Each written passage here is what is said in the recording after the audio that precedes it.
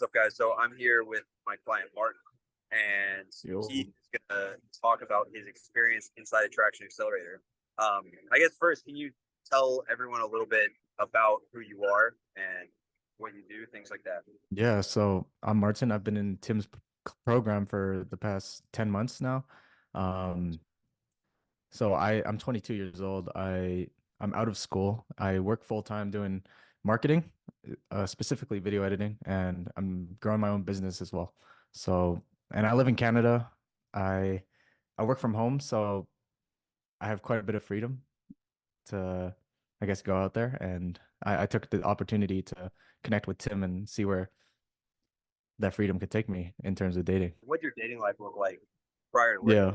Yeah. So before I was a lot like probably many people around like 17 to 23, where I was incredibly lost with it, but I turned to the red pill to find, meaning and purpose, especially within dating. I was really struggling a lot. I was kind of cynical a bit. I wasn't open-minded and I was extremely like I was pretty self-centered, right? So that kept me closed off to any opportunities that I had. It kept me closed off to, even the possibility of like dating before I set myself up, right? That was the mindset I had was like uh, I needed to set things up before I actually started, but that's not the case at all from what I learned.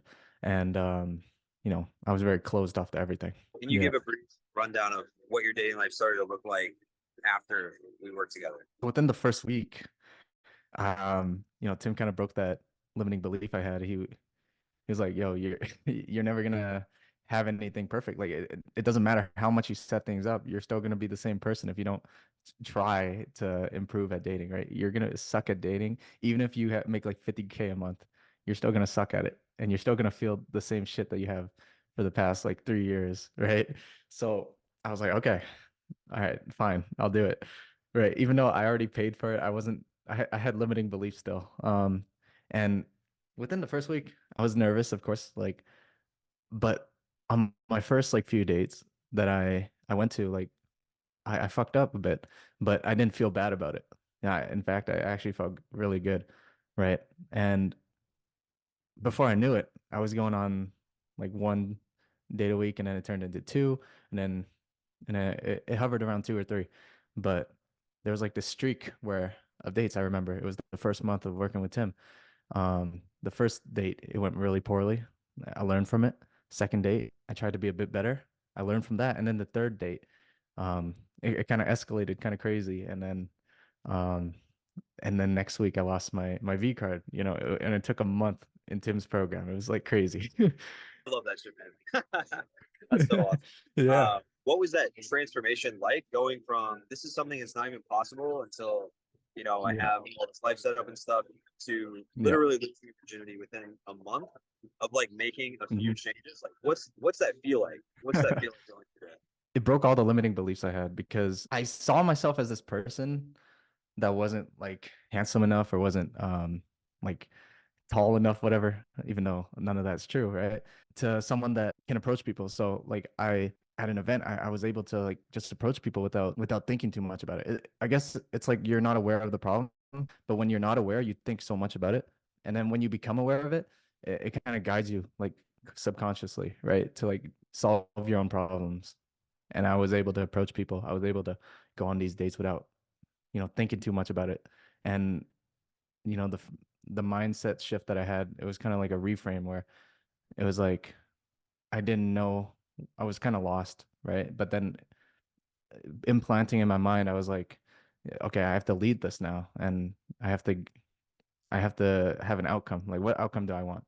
And I think every single belief that you have, every single character trait and skill that you gain that I gained from this coaching program has led me to the outcomes that I received within the first week. What were some other Yeah. challenges you faced before we started working together? Before even feeling lost, I wasn't even aware that it was a problem, that not going on dates was a problem. Like I didn't become situationally aware of it before I saw, the things that you had said, and it kind of created like these new paradoxes in my mind. It was challenging my beliefs. I was like, it's like, holy shit, because I was I was always fed this idea that, life setup, whatever.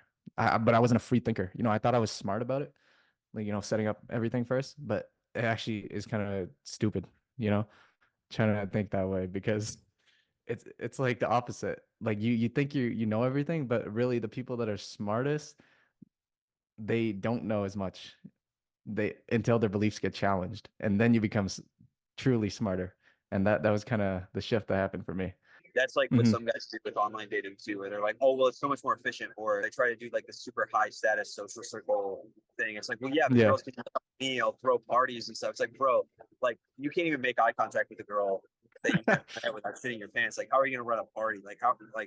How is that even gonna happen? In your head, it sounds smarter, it sounds better. But it's Yeah. really just because it sounds easier. What do you feel like was the biggest thing that changed in your process or how you went about dating? Obviously, you weren't doing much before, but what was like some of the Mhm. biggest changes that you made since like when we started? Having structure, like knowing what I wanted to do before, not going in blind.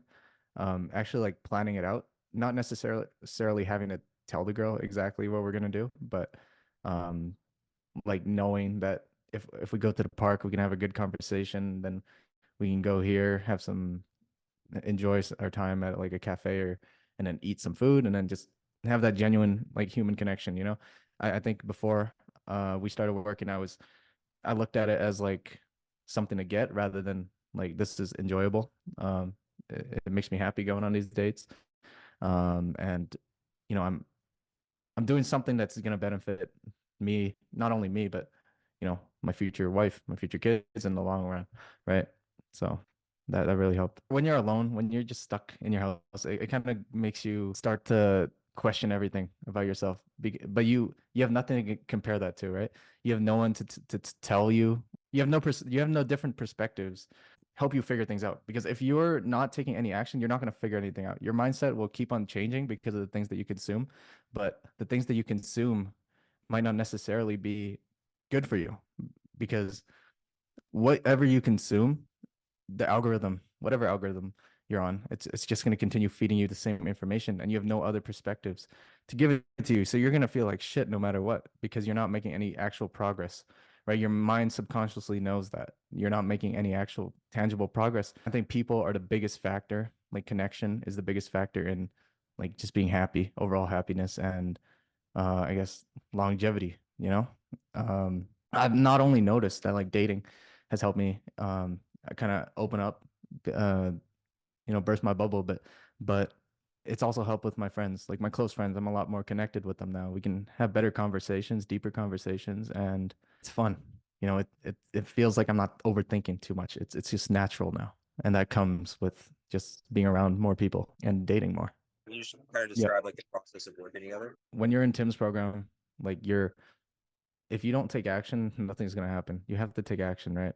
And I see the group chat more like a mastermind, kind of like a paradoxical mastermind is what I kind of call it. It's like whatever beliefs I have going into a date and actually like taking action and what outcome I have, I can come to you or anyone in the chat. I can talk about it, and then I'll have my own perspective on it, right? Always like I think 90% of the time my perspective will be challenged. And I was like, oh shit, I didn't see it that way.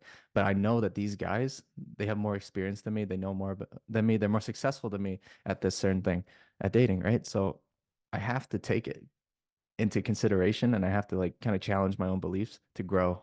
That's the only way that you'll grow. Let's say you went on a few dates, but you're not learning anything from it. You have to go to the coaching calls to actually challenge your beliefs. You have to talk in the group chat.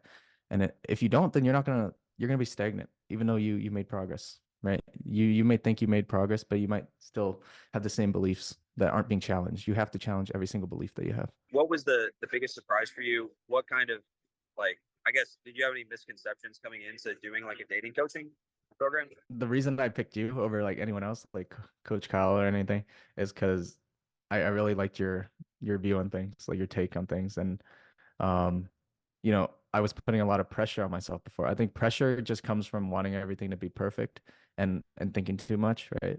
So you really your mindset takes pressure a lot off, takes a lot of pressure off of just the ways that I was thinking before, like the red pill stuff. That's just an entire like pressure pot, bro. You're gonna get trapped and you're gonna like burst someday. The camaraderie of like everyone in there. No one was like cynical.